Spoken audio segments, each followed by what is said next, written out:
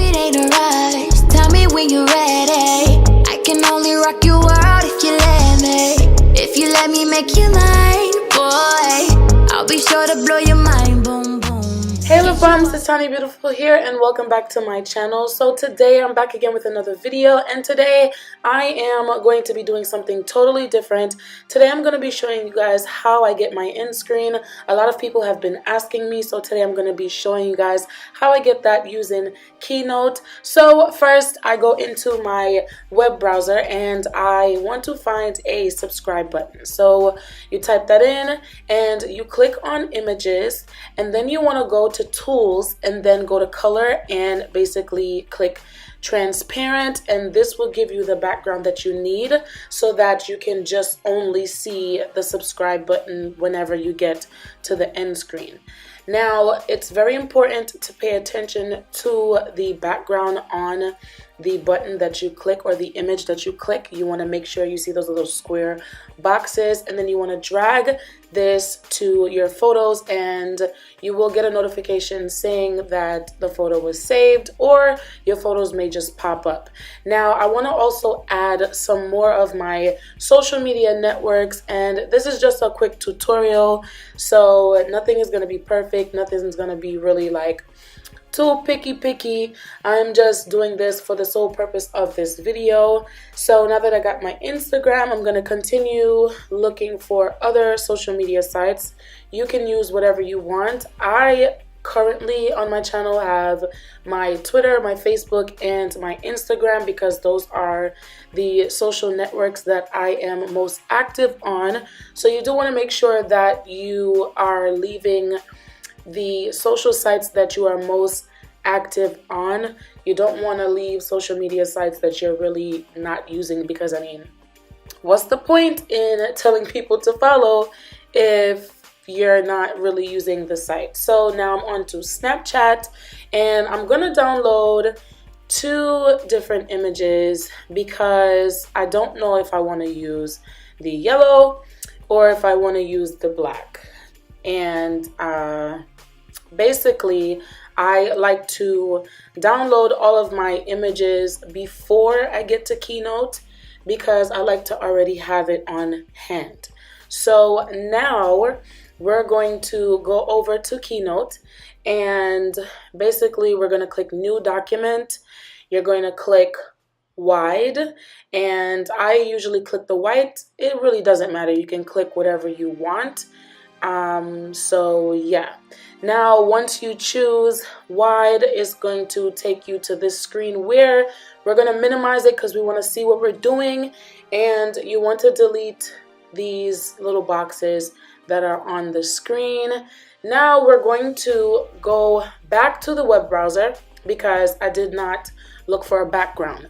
Now when it comes to the background, you want to make sure that you have the usage rights to use these images. So once you go into backgrounds, you want to go to usage rights, and you want to go down to licensed for usage, and this will basically help you avoid any copyright or anything like that. So you want to make sure your image is okay to be used, and you can just scroll through and look for whatever you want. And I'm going to go back to transparent and change that to any color because I noticed that I did not change that.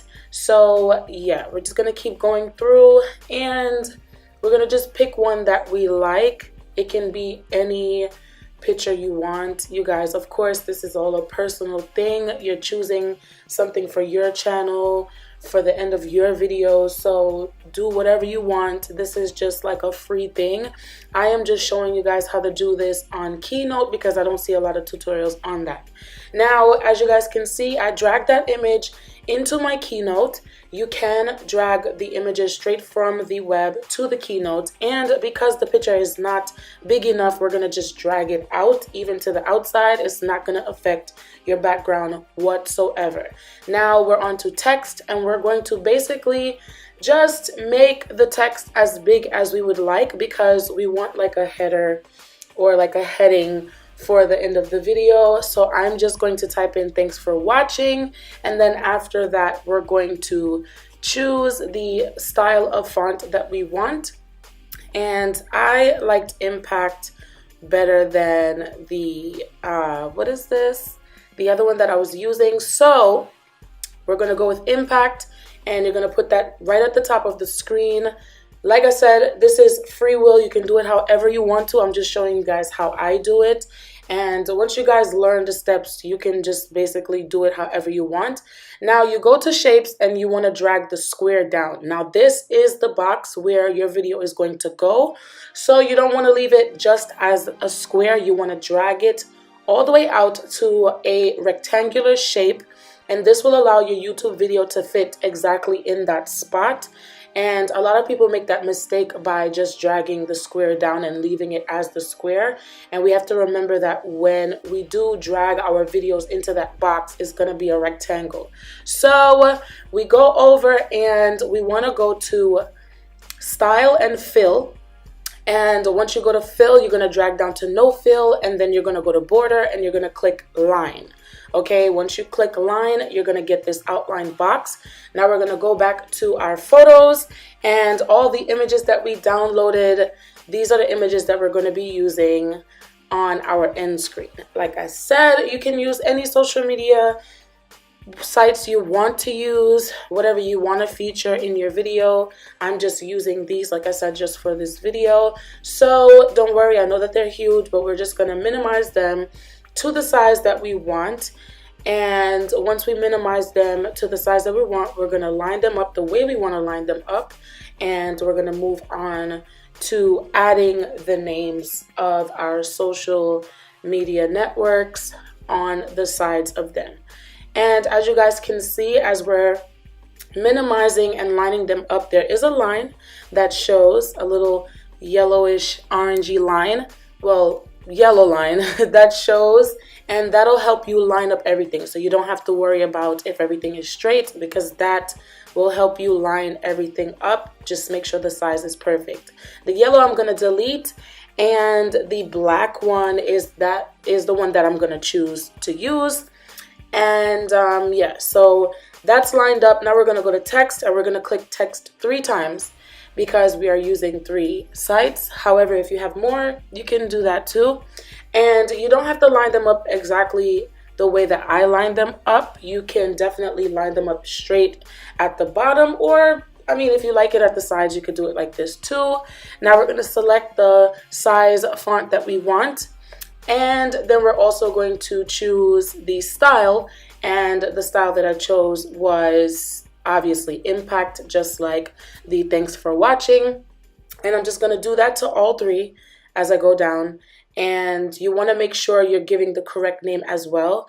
A lot of the times I've seen some people have like an end screen and they don't put the exact name for the social site. So when we do go and we try to look for the person, sometimes you can't find them because, you know, it's just not the way they have it in the video.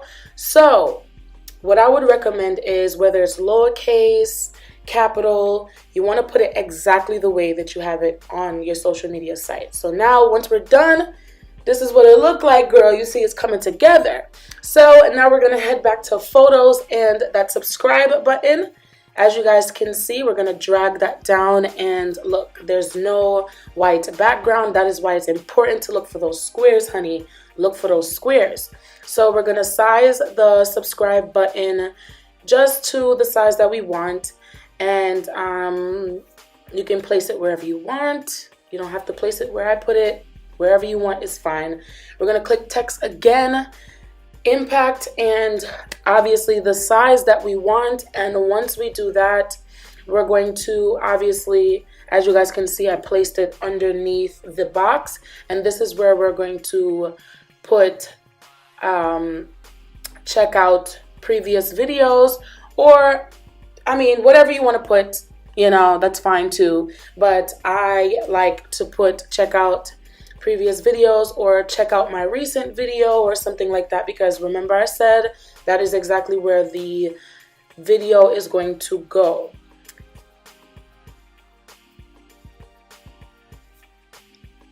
Now we're going back to the web, and I want to find an arrow. So we're going to go back to the web, click arrow, well, type in arrow, and we're going to find one that's transparent.